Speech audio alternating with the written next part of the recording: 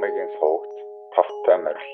Энэхүү үйлчлэг нь маш хүнд сэдэвтэй тул насан туршаагүй хүүхэд зүрх судасны өвчтөй хүн болон жирэмсэн хүн үзэхгүй байхыг анхааруулъя. Отакугийн алуурчин буюу Цутомо Миязаки нь 1962 оны 8 сарын 21-нд Токиод төрсөн. Гэр бүл нь алдартай сонигийн газар эрхэлдэг байсан ба нэлээд чинээлэг айл байв. Миязакийн дутуу турсан бөгөөд ховор тохиолдог төрөлхийн гажигтай байв.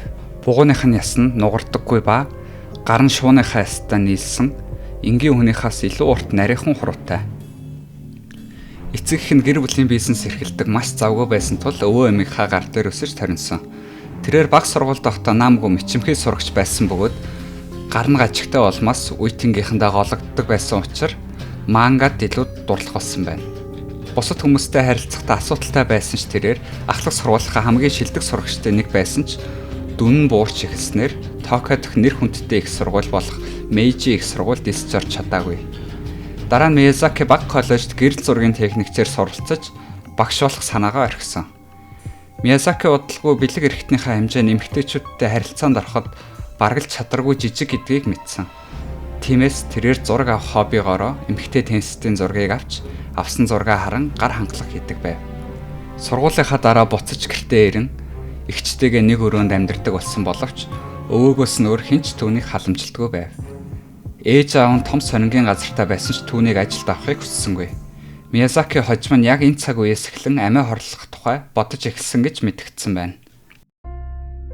1988 оны 5 дугаар сард өвөө нас барсан сэтгэлийн хямралыг нь улам гүнзгийрүүлж өөрийгөө нийгмээс тусгаарлахад маш их нөлөөлсөн ба өвөөгөөс өөртөө ямар нэгэн мартагдахааргүй алга болмооргүй зүйл авч үлдэхийг хүссэндээ өвөөгийнхөө чандрыг нь эдсэн байна.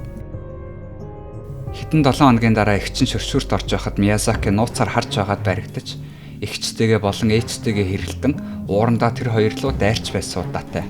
Миязаки нь порнографик аним буюу хентай, насан туршид зориулсан сэтгүүл, хүчирхийллийн кино, жоохон хүүхдүүдийн порно кино цуглуулж эхэлсэн бөгөөд нийт 5763 видео бичлэг цуглуулж эхэлснээр Отакугийн алуурчин гэдэг нэр гарч ирэх суурь тавигдсан байна. Аним, порнограф дурлсан тэрээр 4-7 насны бяцхан охидыг хуурч уруу татан машиндаа суулгаж хүчирхийлж буй бичлэгийн хөнөөдөг байв. Үүний дараа тэрээр бяцхан охидуудын цогцыг мөчлөн хувааж махыг нь идэж цусыг нь уугаад үтсэн хэсгүүдийг нь шатаадаг байсан. Миязаки хохирогч хүүхдүүдийг огт танихгүй буюу санамсаргүй таарлцсан хүүхдүүдээ л хохирогч болгож байсан. Тэрээр амиа алдсан хүүхдүүдийн ар гэрийнхэн даллахыг хэрхэн үйлдэлснээ деталь бүрээр нь тайлбарлсан загтал илгээдэг байсан ба хохирогчдын ар гэрийнхэнд өөр нэг нийтлэг зүйл байдаг байсан. Миязаки тэдэн рүү доор хойж 20 орчим удаа залгсан байдаг. Түүний анхны хохирогч нь дөнгөж 4 настай Мари Коно байв. Тэрээр түүнийг найзынхаа гэрт тоглож байхад нь хулгайлж хар өнгийн Nissan маркийн машиндаа суулгаж Токиогийн баруун зах руу явж машинаа гүүрэн доор моттой газар байрлуулав. Тэнд Миязаки Коног алхахаас өмнө хагас цагийн турш түүнтэй зүгээр л зэрэгцэн суув. Үүний дараа бяцхан охиныг хөнөөж цогцыг нь хүчирхийлээд байшингийнхаа ойролцоох ой тайсан байна. Тэр цогцыг ой тайсныхаа дараа буцаж ирж биеийг нь аваад мөтөлсөн ба сүүлд хохирогчийн гар хөлн түүний шүгэнээс олдсон. Цогцны үлдсэн хэсгийг зуухандаа шатаан хідэн шүтийг нь сугалж авсан. Чандарсан биенийх нь үнсийг хідэн ширхэг шүтнийх нь хамт хайрцагт тийм зургийг нь авч загтал дотроо хийгээд Конногийн гэрийнхэнд илгээв.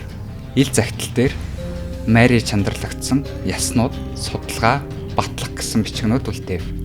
Түүний хоёр дахь хохирогч болох 7 настай Масами Яшизава охиныг хөдөөгийн зам дагуу олж хараад түүний хөргөөд өгөө ихэд охин зөвшөөрч машинд нь суужээ. Мари Коног хөнөөсөн газар руугаа аваачин Яшизава хөнөөж дараа нь цогцтой нь бэлгийн харьцаанд орсон бөгөөд явхдаа Яшизавагийн хувцснуудыг нь авч биеийг нь орхиж авсан байна.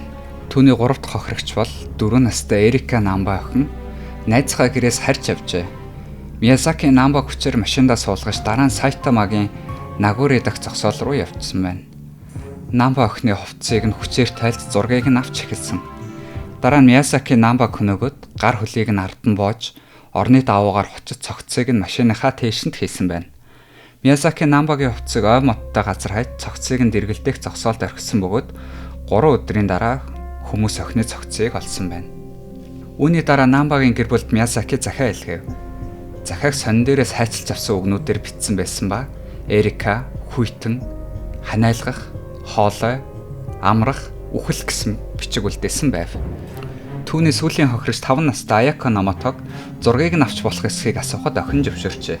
Дараа нь Миязаки Номотог машиндаа суулган хөнөөж цогцыг нь мөн адил орны даваагаар хувчиж машиныхаа тээлшинд хийжээ.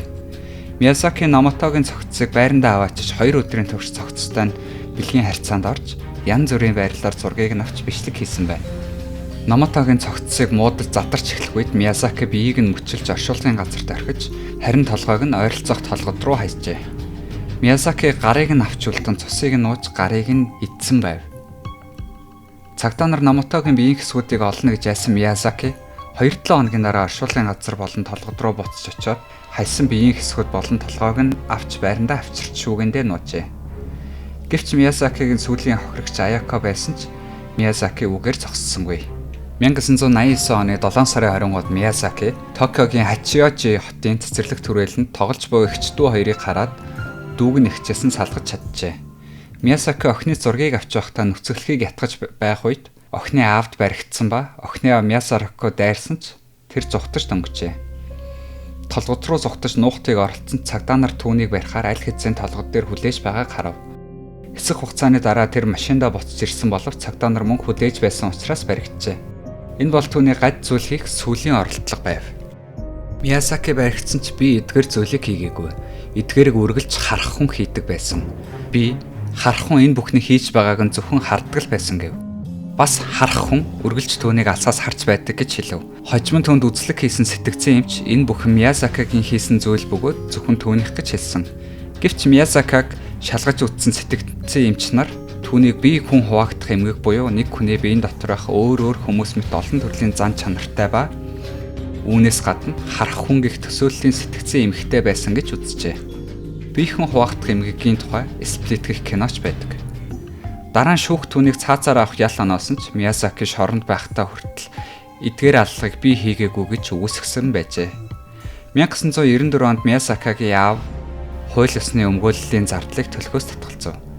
Миязаки 2008 оны 6 дугаар сарын 17-нд 45 наснда дүүслэгдэв. Түүний өхлийн дараа цагдаа нар түүний хүчинтсэн бяцхан охидын бичлэгүүдийн хамт хадгалсан асар их хэмжээний порнограф бичлэгүүдийг олжээ.